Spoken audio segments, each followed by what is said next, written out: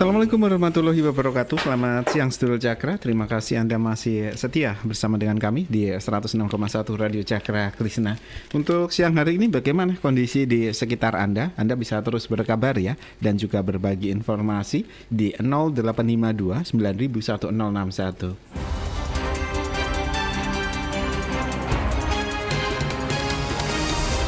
Sedulur Cakra, Herbal Naria adalah obat herbal yang dibuat dari 100% racikan bahan herbal yang diproses dengan teknologi nano.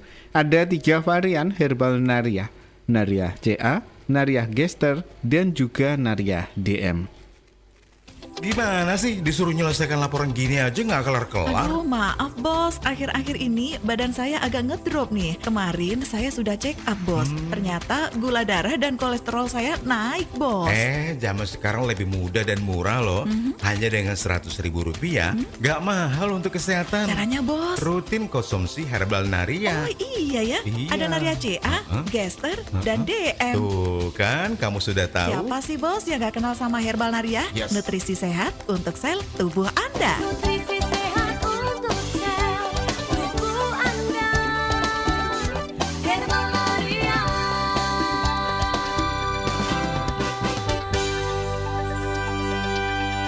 Untuk mendapatkan Herbal Naria, Anda bisa langsung melalui Krishna FM Group atau Wiyata Herbal Naria terdekat. Anda yang saat ini sedang berada di wilayah Kediri, salah satunya bisa mendapatkan Herbal Naria di Wiyata Herbal Naria Wates Kediri yang berada di Ruko Merah Bondo Wates, Jalan Raya Kediri Wates, Desa Wates, Kecamatan Wates, Kabupaten Kediri. Sasaran dari Koramil Wates Kediri ke barat kurang lebih 300 meter. Dari SPBU Bondo Wates ke timur kurang lebih 300 meter. Lokasi Wiyata Herbal Naria Wates Kediri ada di selatan jalan.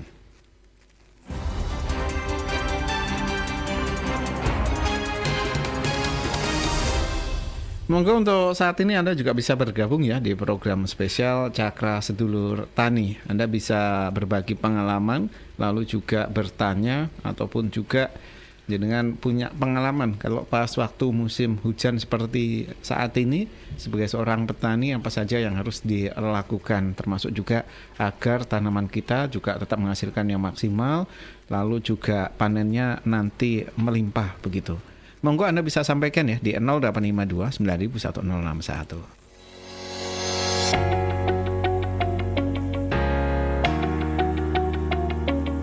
Yang terbaru di Radio Cakra Krishna. Kini Anda bisa dapatkan berbagai informasi lengkap soal dunia pertanian.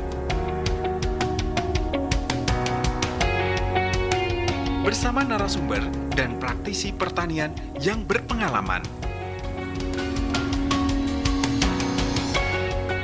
Spesial untuk Sedulur Cakra, program terbaru dari Radio Cakra Krishna, Cakra Sedulur Petani. Anda bisa ikut berdiskusi, bertanya, berbagi pengalaman seputar dunia pertanian. Pada hari Sabtu, jam 2 siang waktu Indonesia bagian Barat, hanya di Cakra Krishna FM. Bisa Anda simak melalui radio atau streaming online. Untuk bergabung, Anda bisa melalui telepon atau WA di 0852 9000 1061.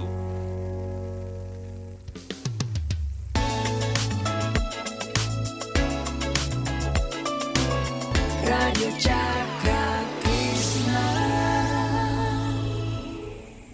Selamat siang untuk Sedulur Cakra yang baru saja bergabung bersama dengan kami di 106,1 Radio Cakra Krishna. Dan siang hari ini kita juga sudah kedatangan tamu spesial ya di program Cakra Sedulur Tani yang akan membahas mengenai kalsium sebagai salah satu strategi menghadapi musim hujan. Dan inilah program Cakra Sedulur Tani selengkapnya.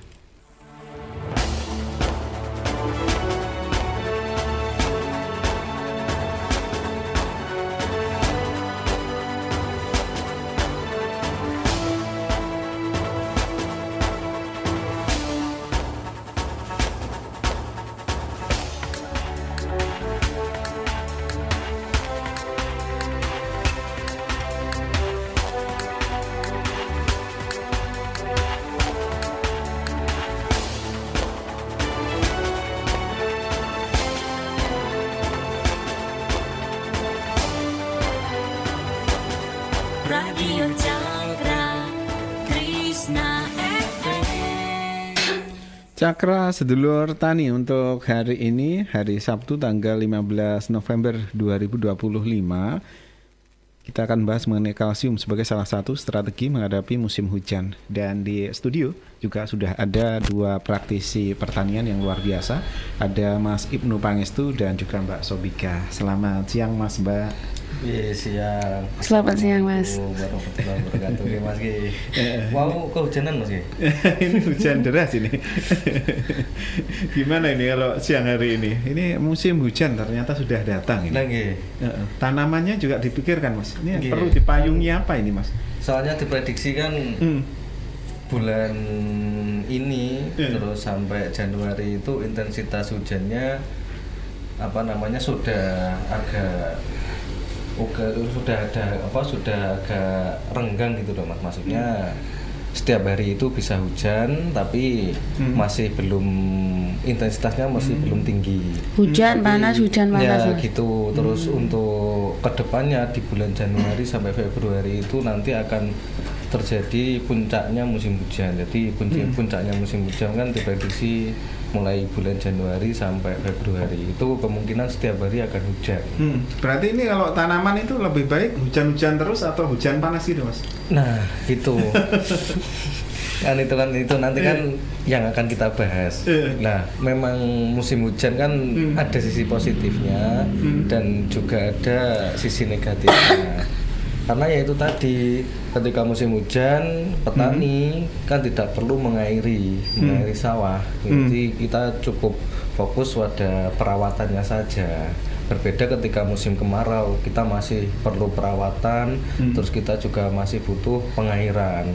Sedangkan kan beberapa bulan yang lalu kan terjadi kelangkaan solar dan lain sebagainya gitu loh. Pas waktu musim kemarau ya. Nah, itu kan juga menjadi tantangan. Nah, setelah itu kan terjadi musim hujan kan punya sisi positif dan negatifnya. Nah, berarti kan tantangannya ketika musim hujan seperti ini kan di perawatan. Kita hanya fokus pada perawatan dan yaitu tadi menghadapi musim hujan itu memang kita anggap mudah karena tidak seperti musim kemarau yang tantangannya lebih banyak dibandingkan musim hujan. Nah, agar tahu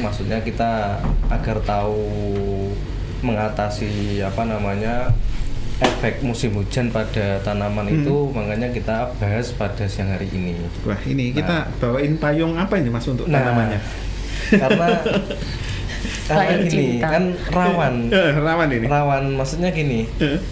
Musim hujan yang seharusnya kalau di dalam agama Islam kan rahmat kan, berkahnya kan ya, seharusnya menjadi berkah. Tapi kenapa kok di tanaman itu terkadang baik, terkadang juga buruk.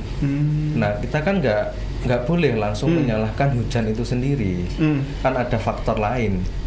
Karena gini, ketika hujan datang, terus air itu terus berada di lahan sawah dan ibaratnya tanah itu kan tidak kering kan, Mas, di musim hujan seperti ini. Nah, itu kan terjadi yang namanya proses fermentasi di dalam lahan itu sendiri. Loh, kok bisa terjadi proses fermentasi? Karena gini, tidak semuanya bahan-bahan yang ada di dalam tanah itu langsung terurai seketika. Contoh gini, kita nanam jagung kemarin waktu kemarau itu. Nah, waktu kemarau kita nanam jagung.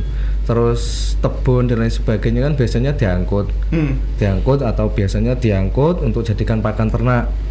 Nah, sedangkan bonggol jagungnya kan masih ada. Nah, itu kan istilahnya langsung dibajak. Setelah itu kan langsung ditanami. Lah, pada awal tanam baik. Nah, tapi setelah 1 bulan kok ada yang, mohon maaf, biasanya kan ada yang tinggi, ada yang pendek. Kalau ditanam padi, Mas ya, tanami padi biasanya ada yang tinggi, ada yang pendek, terus ada yang warna hijau, ada yang agak semu kuning gitu.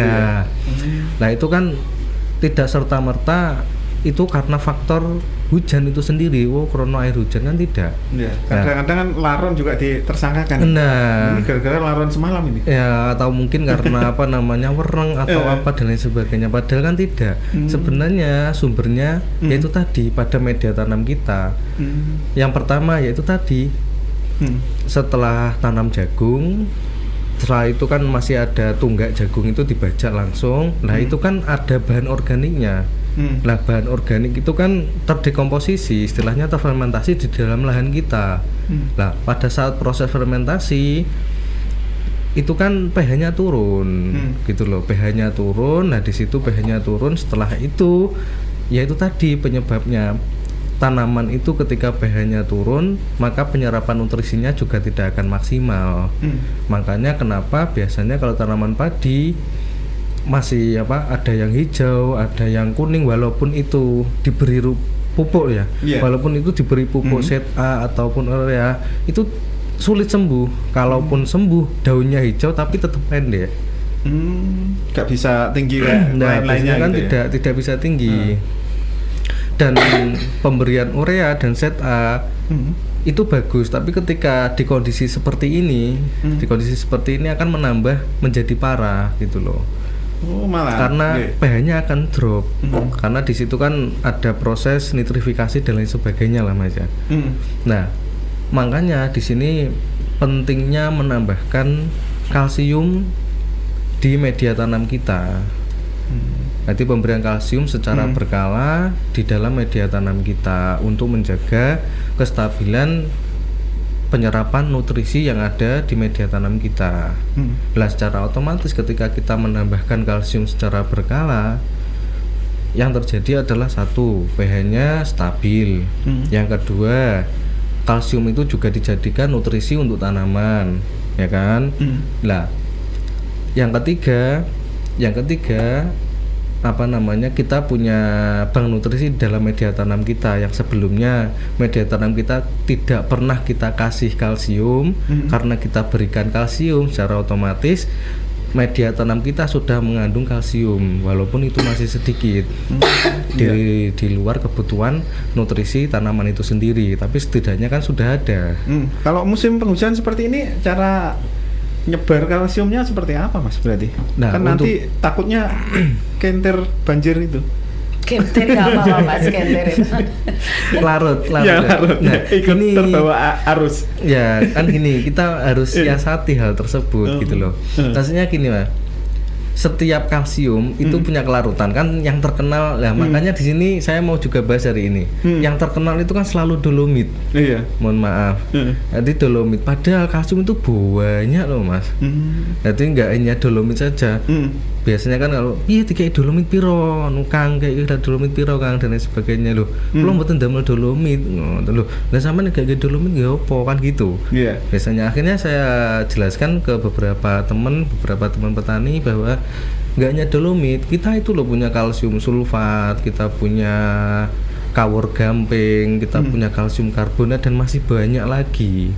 Tergantung kebutuhan tanaman kita dan tergantung kantong. Oh gitu. Iya, tergantung kantong. Karena ada beberapa jenis kalsium itu yang lumayan mahal, seperti contoh kalsium laktat itu kan juga lumayan. Sedangkan kebutuhan kalsium itu kan banyak. Gitu loh. Jadi satu jenisnya banyak, nggak hanya dolomit. Jadi kita nggak harus fokus pakai dolomit gitu loh. Kalaupun dolomit nggak ada, ya kan kita punya alternatif lain yang lebih bagus juga ada gitu loh. Seperti contoh kalsium sulfat. Kalsium sulfat itu apa sih? Kalsium sulfat itu yaitu tadi kalsium gipsum yang ada di toko bangunan. Yang untuk masang plafon itu ya? Nah, yang untuk masang plafon, tapi bukan plafonnya. Soalnya saya tahun kemarin itu beli WA dulu. Mas, saya tumbas gipsum, kalau tumbas gipsum. Nah, yang diberikan itu lembaran gipsum itu. Kalau kan terus akhirnya bukan ini Mas, gipsum casting. Oh, malah gipsum casting yang ini dituduh yang saksakan itu. Saksakan iki, kalau sanes iki diberi lembaran itu Mas. Ya Allah, kalau itu dari rumah ke Warujayeng itu diberikan itu. Dan akhirnya ya alhamdulillah dicarikan itu. Jadi mohon maaf bukan gipsum lembaran itu, takutnya punya pengalaman yang seperti itu loh.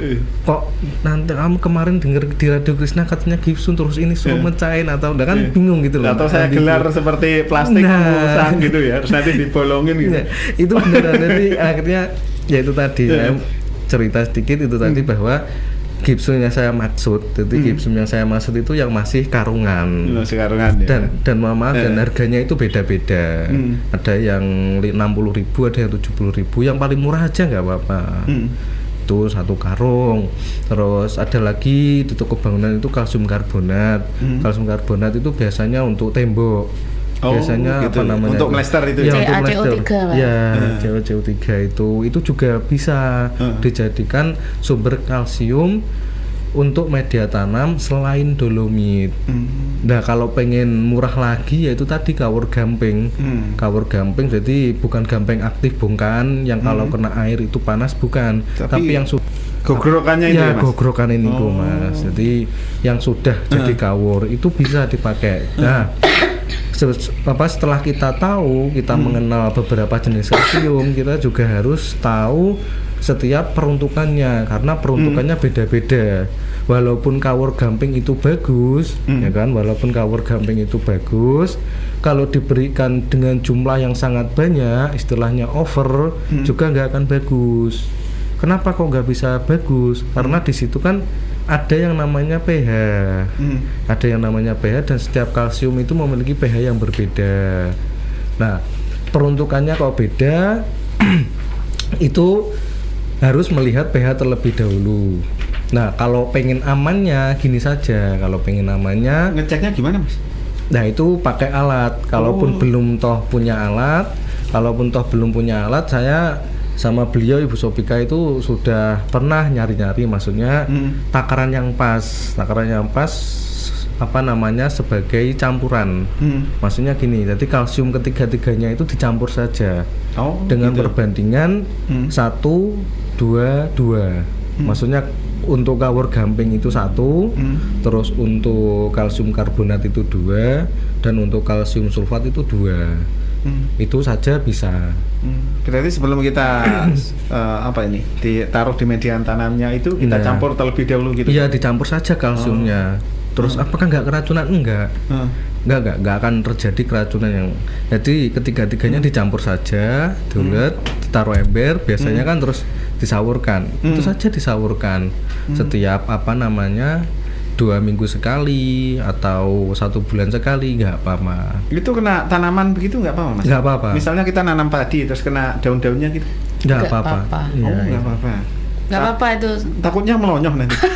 Enggak, itu banyak yang tanya itu sebenarnya itu buka gosong ceritanya Iya, kayak gitu. gosong Itu gitu. di video saya banyak saya simpan di album itu supaya orang-orang tuh percaya. Oh iya, karena kan kadang-kadang khawatir juga, wah ini nanti kalau gosong siapa yang tanggung jawab? Tidak, dan saya sudah buktikan. Jadi untuk padi itu bisa seminggu sekali ya kita kasih itu supaya melawan jamur. Jadi kita tidak tergantungan dengan namanya insek dan fungisida. Di situ karena mempertebal dinding sel gitu dah. Nah, intinya saya kasih tambahan ya tadi. Antara kalsium pemberian kalsium itu kalau bisa dibarengin dengan boron. Karena itu sangat bekerja sama, sangat sinergi dengan untuk pertumbuhan tanaman serta kesehatan tanaman. Kalsium itu harus jodohnya boron. Gitu. Perlu diingat teman-teman ya. Kalau ngasih kalsium itu harus dikasih boron supaya nanti kinerjanya itu bagus. Gitu. Jodohnya itu boron. Kadang dikasih kapur tok, tapi tidak dibarengin dengan boron, juga kurang maksimal. Kayak gitu. Intinya jodohnya kalsium itu boron. Itu bentuknya apa, Mbak Sopika, kalau yang boron itu? Boron itu serbuk. Oh, serbuk juga. Serbuk di toko pertanian banyak itu. Itu mikro sebenarnya dibutuhkan kecil. Cuman itu harus dikasih gitu. Nah, musim hujan kayak begini, kebutuhan kalsium juga sangat tinggi serta sulfur. Itu macam-macam sulfur banyak. Tadi dari Mas Benu sudah katakan gipsum casting itu kandungannya tuh kalsium sulfat termasuk sulfur. Itu untuk penyakit-penyakit itu lebih bagus dikasih kalsium sulfat.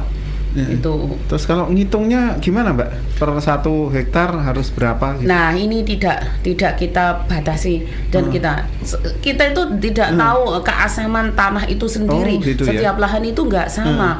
Terus ada yang tanah menggenang, ada tanah pasir, ada tanah berlumpur, ada tanah gambut dan lain sebagainya. Nah, tingkat keasamannya itu juga nggak sama. Setiap lahan itu nggak sama. Nah, dari situ kita nggak bisa mengatakan sekian dan sekian. Kita tidak bisa memberi patokan seperti itu. Nah, sepenting teman-teman itu kita permudah saja. Kita permudah, nggak usah sulit-sulit amat sih bertani gitu. Kalau mau praktek seberapa, kita praktekin seberapa gitu. Nanti dianalisa bener ndak gitu. Untuk teman-teman yang tanam padi misalkan, supaya tidak ketergantungan dengan fungisida, itu alangkah baiknya seminggu sekali setelah tanam gitu, sebelum pemupukan jangan dicampur pupuk pesan saya. Untuk CAO atau CaCO3 atau gypsum casting itu kalau mengaplikasikan jangan pernah dicampur dengan pupuk. Jadi gitu 1 ya? hari sebelumnya, nanti naik untuk menaikkan pH. Oke, tidak bersamaan gitu ya? Tidak, nanti ada proses penguapan amonia biasanya gitu. Oh gitu, ya. Siap. Oke.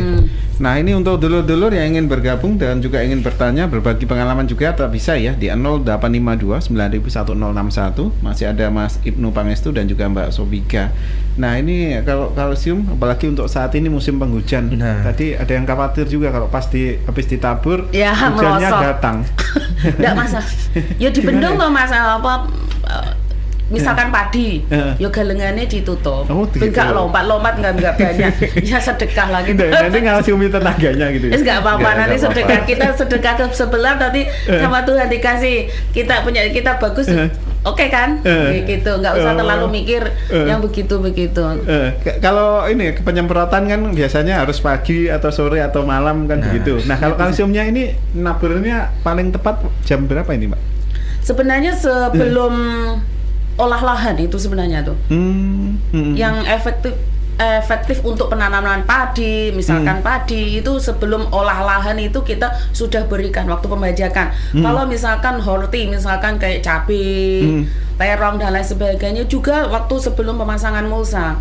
Gitu. Misalkan kita ngasih kompos kayak gitu kan, kompos diratakan dan lain sebagainya, terus dibajak lagi itu di mix aja, lalu dibajak baru di mulsa. Jadi berarti ditaburin terlebih dahulu baru plastik ya, gitu ya. nanti kan kita punya bank pH itu di situ. Nah, kedepannya tuh kan kalau pH normal itu kan serangan jamur juga minim.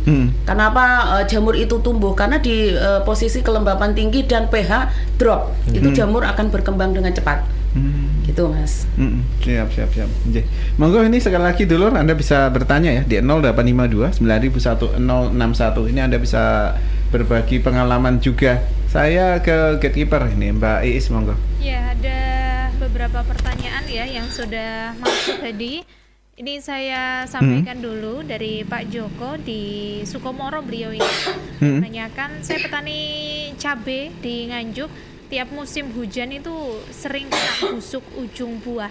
Jadi apa benar itu ada hubungannya sama kalsium dan bagaimana cara mengantisipasinya? Lalu Pak Imam yang di Pagu Kediri, kalau curah hujan tinggi itu penyerapan unsur hara biasanya turun ya, Bu Sopikah dan juga Mas. Ini jadi apakah pemberian kalsium bisa membantu akar untuk tetap kuat? Hadi. Baik, terima kasih Iis Satin di gatekeeper. Yang Anda dengarkan 106,1 Radio Cakra Krishna. Monggo Anda bisa berbagi kabar dan juga informasi juga, dan juga bertanya, berbagi pengalaman untuk siang hari ini. Cakra Sedulur Tani, kita mengangkat tema yaitu kalsium sebagai salah satu strategi menghadapi musim hujan. Ke Mas Ibnu dan juga Mbak Bika, monggo. Ini tadi yang pertama dari Pak Joko ya, yang dari Sukomoro, petani cabai. Tiap musim hujan sering kena busuk ujung buahnya. Nah, berarti selamat siang untuk Mas Joko atau Pak Joko yang dari Sukomoro. Ujung buahnya itu kan busuk, berarti kan biasa apa namanya itu kan jamur atau biasa disebut dengan patek atau antraknos itu ya Mas. Nah, pertama Itu bisa terjadi karena kelembapan tinggi. Ya karena memang musim hujan. Hari ini kan musim hujan, secara otomatis kelembapannya kan tinggi. Karena musim hujan itu tadi. Terus yang kedua, kenapa kok sangat mudah terkena patek? Nah, itu biasanya kan kulitnya tipis. Lah, kulitnya tipis itu berarti mengindikasikan bahwa cabai tersebut atau buah cabai itu tadi kekurangan yang namanya kalsium. Loh, kenapa kok kalsium? Karena fungsi kalsium sendiri yaitu tadi untuk memperkuat dinding sel tanaman. Jadi dinding sel itu nggak hanya pada batang, nggak hanya pada daun, tapi juga di buah pun juga ada dinding sel di dalam buah. Jadi betapa pentingnya pemberian kalsium secara berkala di tanaman kita. Di satu sisi kita untung di mana? Yaitu tadi kita punya bank pH atau bank nutrisi kalsium yang ada di tanah. Yang kedua, dinding sel tanaman kita itu juga semakin kuat. Nah, secara otomatis ketika dinding sel kita kuat, maka hama dan jamur itu akan sedikit sekali atau bahkan bisa, kalaupun itu sudah maksimal, istilahnya masalah jamur dan hama itu akan hilang sendirinya. Karena tanaman kita kan sudah memunculkan imunitas dengan sendirinya, tapi nggak semudah yang kita bayangkan. Jadi memang proses belajar itu nggak semudah yang kita bayangkan. Makanya hari ini kita jelaskan sedikit demi sedikit bahwa betapa pentingnya pemberian kalsium. Berarti sejak awal atau sebelum tanam pun juga sudah harus diberikan ya? Iya, sudah harus diberikan. Kalaupun toh sudah ada tanamannya tidak apa-apa. Nah, itu untuk yang namanya media tanam. Beda lagi kalau dispray. Nah, maksudnya gini, setiap kalsium itu tadi punya kelarutan yang berbeda-beda. Jadi harus tahu. Contoh, kalsium karbonat itu kelarutannya cuma 0,15 gram per liter. Walaupun 1 liter air itu diberikan 100 gram, 100 gram nggak akan larut. Nah, yang larut berapa? Cuma 0,15 gram per liter air. Terus untuk kalsium untuk kawar gamping itu kelarutannya cuma 1,8 gram per liter. Walaupun diberikan 100 gram, yang larut tetap cuma 1,8 gram per liter.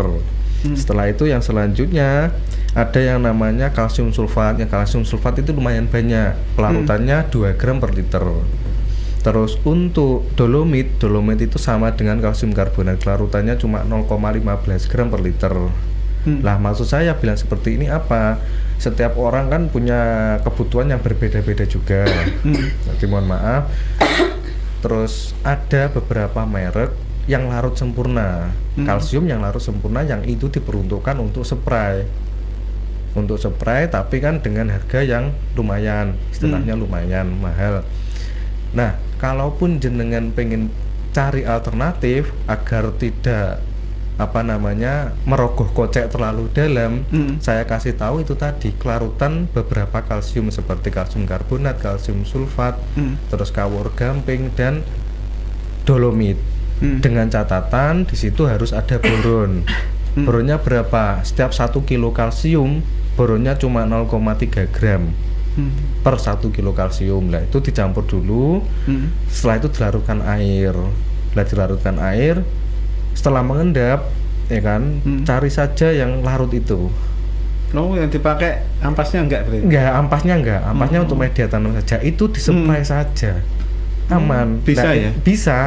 Bisa karena di situ di air itu ada kelarutannya, ada sudah ada kalsiumnya, sudah ada ion-ion kalsiumnya, walaupun sedikit sekali.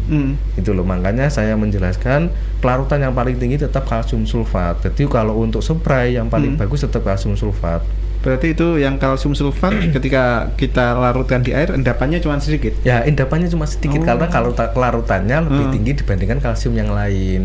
Di satu sisi kita sudah dapat sulfur juga, yang notabene bahwa sulfur itu juga sebagai antifungi. Biasanya kan ada di kemasan-kemasan fungisida, fungisida bahan aktif sulfur, ya kan ada itu bahan aktif sulfur. Terus ada juga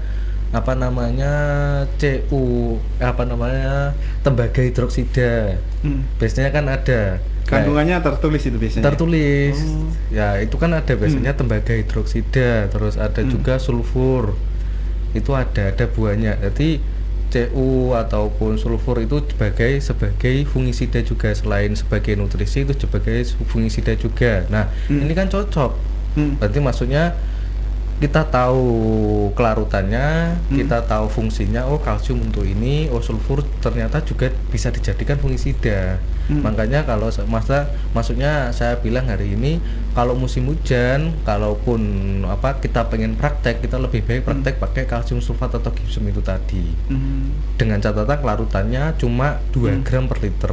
Jadi kalau 10 liter kira-kira saya berikan berapa gram? Atau misal ngawur-ngawuran Mas ya, kasih aja 5 sendok 10 liter itu diaduk, itu aja cukup, diberikan boron sedikit saja, diaduk, setelah mengendap, dapatnya nggak usah dipakai, ditaruh tangki, semprot saja ke tanaman.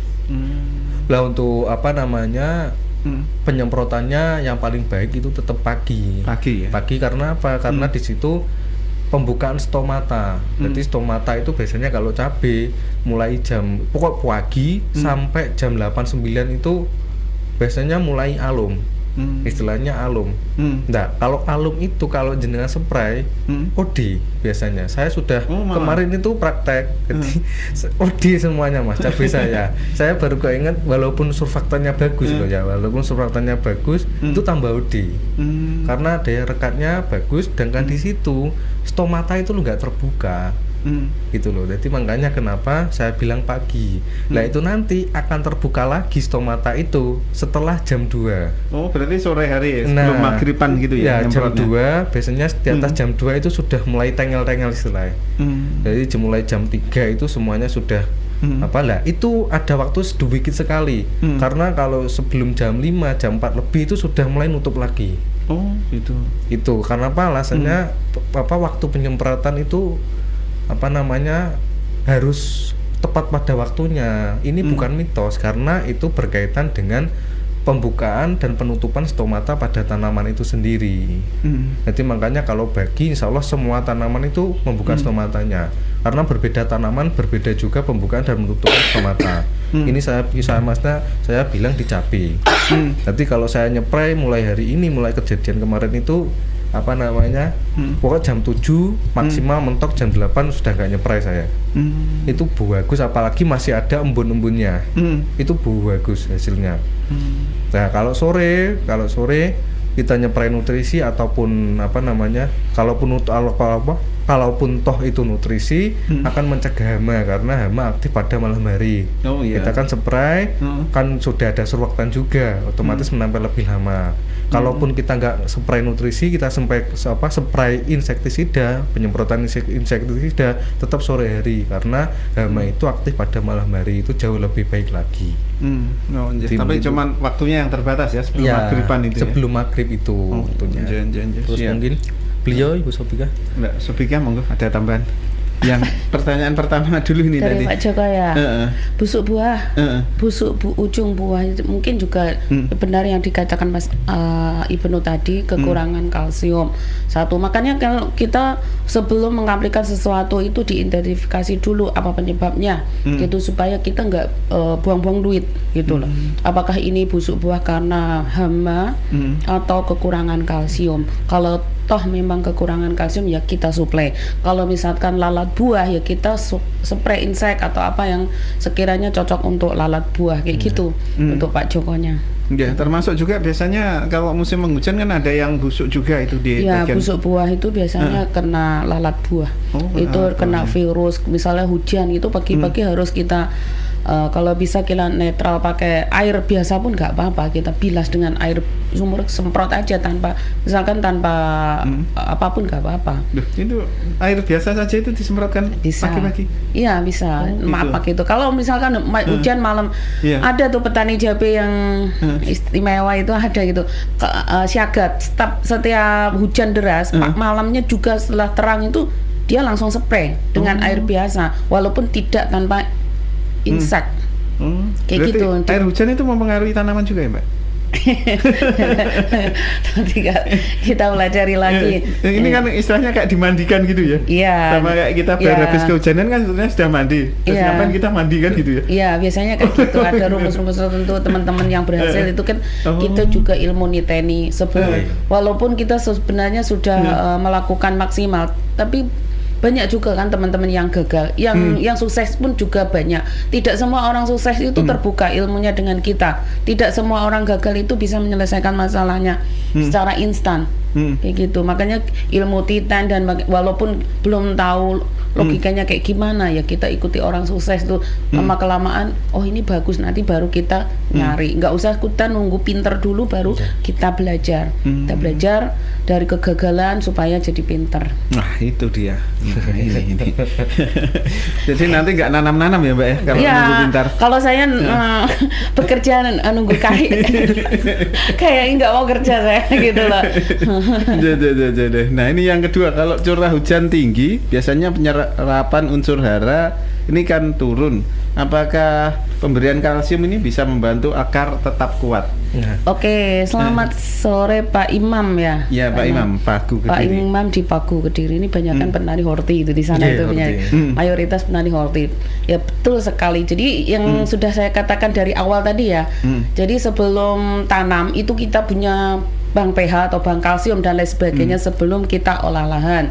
Itu karena ini penyerapan unsur hara tidak terserap itu biasanya pengaruhnya di pH tidak normal. Di saat pH tidak normal, semua unsur hara kita itu akan tidak terserap. Jadi nanti ada residu di situ ya Mas ya. Ada residu. Nah untuk pemberian kalsium itu membantu ya tetap membantu karena akar tadi jika di pH nggak normal, nanti ada tumbuhnya jamur. Gitu. Makanya wajib di awal itu juga yang kita perhatikan pH, tetap pH. pH. Jadi supaya seumpama kita manusia aja ya, kita suhu tubuh kita waduh kasih es degan, es campur dan lain sebagainya. Tepat nggak kira-kira? Nggak tepat ini Mbak. Nah ya makanya juga kita juga perhatikan si kondisi saat ini kayak musim hujan dan lain sebagainya, tetap kita suplai walaupun lewat media tanam. Terus kocor itu juga ada kalsium yang sifatnya larut sempurna di toko banyak sekali, tidak saya sebutkan.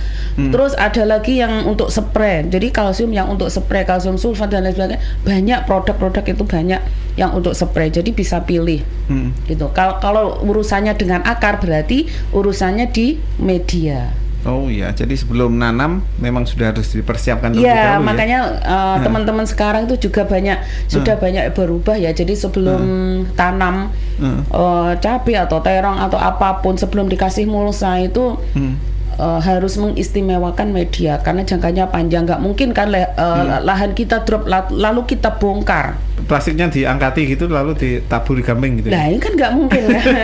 Nggak mungkin. Makanya kita juga punya bank pH itu tadi dengan pemberian kalsium di awal. Nah untuk menyuplai yang yang fast release itu bisa lewat kocor. Kalsium ada yang kalsium plus boron itu lewat kocor. Jadi untuk kekurangannya di situ kita suplai mungkin tiap minggu atau berapa hari sekali tergantung kebutuhan tanaman tersebut. Kita lihat perkembangannya gitu. Oh iya, asalnya misalnya pas sudah waktunya berbuah, sudah kembang begitu, waktunya tumbuh kecil-kecil, tiba-tiba alun gitu Mbak ya. Iya nggak kuat kayak kita sebelum tua aja kakinya sudah dagluk-dagluk. Kayak gitu kan umpamanya secara biar mudah ilustrasinya gitu. Kita sebelum tua aja kakinya udah dagluk-dagluk itu harus minum susu kalsium kayak gitu. Itu kan sama sebenarnya manusia dan tanaman. Iya kan? Yang dibutuhkan tanaman cuma unsur hara makro mikro. Nah, kalau manusia 4 sehat 5 miliar. 5 miliar.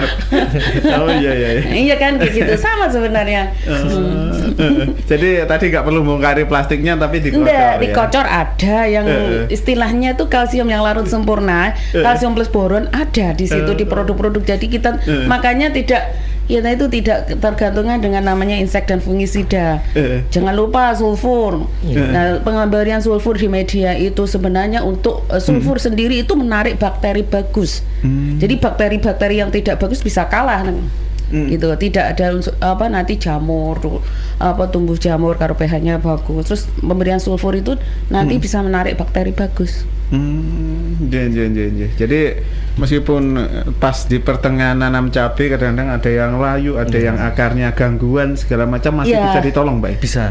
Ya kita antisipasi. Kalau si orang sudah mati suruh bangun lagi itu ngedeni ya kan. Tapi kalau tanaman mungkin ya kita tahu penyebabnya apa gitu. Sejak dini kita pelajari bersama. Oh, jadi kalau sudah ada tanda-tandanya segera ditindaklanjuti gitu ya. Kalau ada satu berarti kalau kita punya alat pH ya, kita petani kayaknya tidak saya wajibkan. Kalau bilang saya wajib yang nggak mampu beli kasihan gitu loh. Jadi kalau misalkan ada tanaman cabai 1, 2 biasanya teman-teman gitu ya? Iya, teman-teman bilangnya kok itu ada 1, 2 itu pasti merembet semuanya.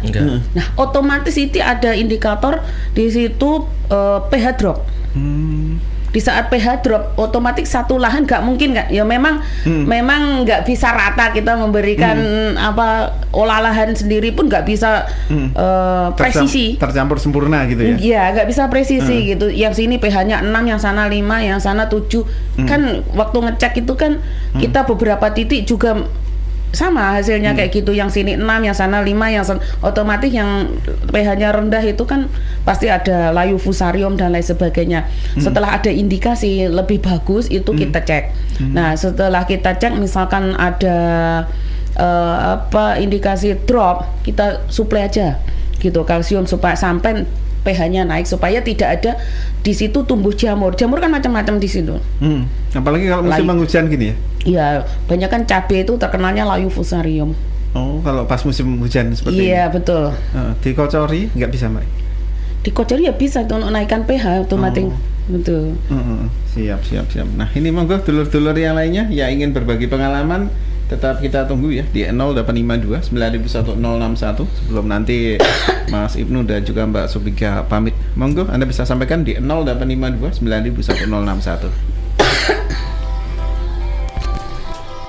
Terima kasih untuk seluruh Cakra semuanya yang sampai saat ini masih bergabung bersama dengan kami ya. Terus berbagi pengalaman dan juga informasi. Untuk Anda yang ingin bertanya masih tetap kita tunggu di 0852 901061.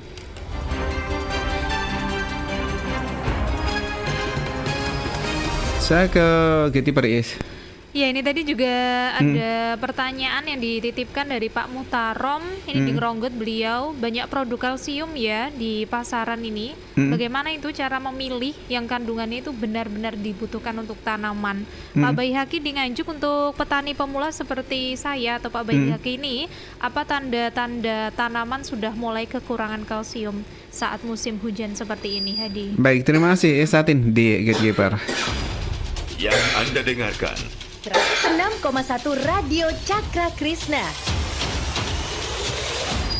Masih ada dua yang tanya ini, singkat saja Mas Ibnu. Nah, singkat saja. Untuk beliau Bapak Mutarom sama Bapak Bayhaki. Bapak Bayhaki yang ada di Nganjuk. Ciri-cirinya gini aja, langsung ya sekalian menjawab ya. Jadi untuk mencari produk kan banyak. Saya sebutkan aja lah ya, ada Manohara, ada Merauke, ada apa namanya, dan masih banyak lagi lah ya. Lah caranya gini, tergantung pada media tanam kita. Maksudnya gini, maksudnya kenapa sih kok kembali lagi pada media tanam kita? Di media tanam atau istilahnya tanah, jenis tanah ada yang berpasir, ada yang lempung, terus ada yang dan masih banyak lagi lah ya. Nah di situ ada yang namanya KTK, kapasitas tukar kation. Nah, istilahnya tanah liat itu mampu mengikat nutrisi, ya. Nah, kalau tanahnya berpasir, ya kan, kalau tanahnya berpasir itu kebutuhannya beda juga. Jadi nggak hanya kebutuhan kalsium saja. Nah, di situ butuh yang namanya asam humat. Nah, salah satu fungsi dari asam humat,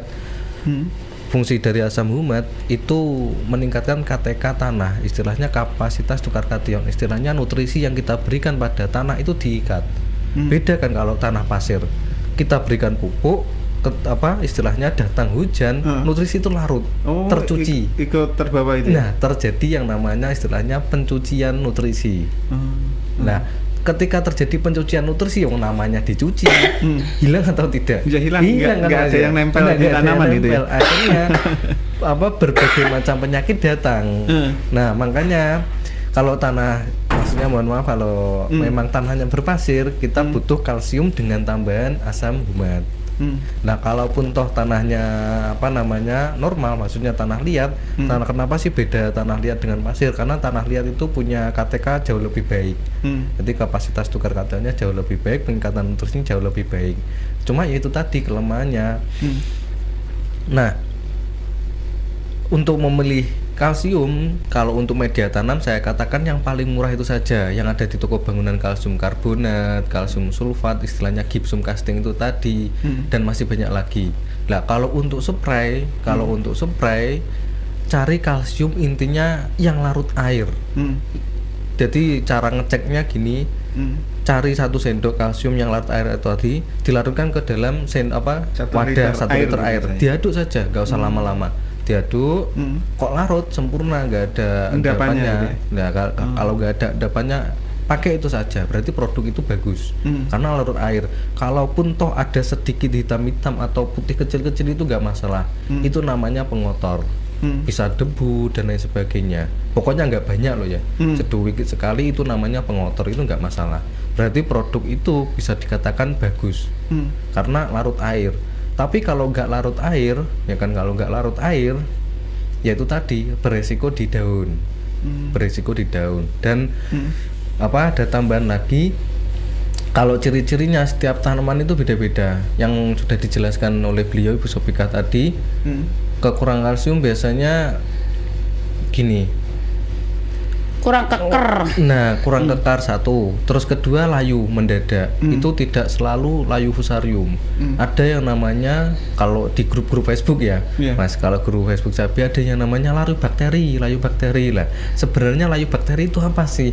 Yang sudah saya jelaskan di awal tadi. Ada bahan organik terfermentasi di lahan. Oh, gara-gara itu ya. Nah, bakteri itu kan penyebabnya adalah bakteri. Bakteri memfermentasi, mendekomposisi itu kan ada prosesnya. Kalau biasanya kan ada panas, kalau kita fermentasi di mohon maaf, ada uap di wadah panasnya itu dari ya. tanahnya gitu ya. Nah, gitu.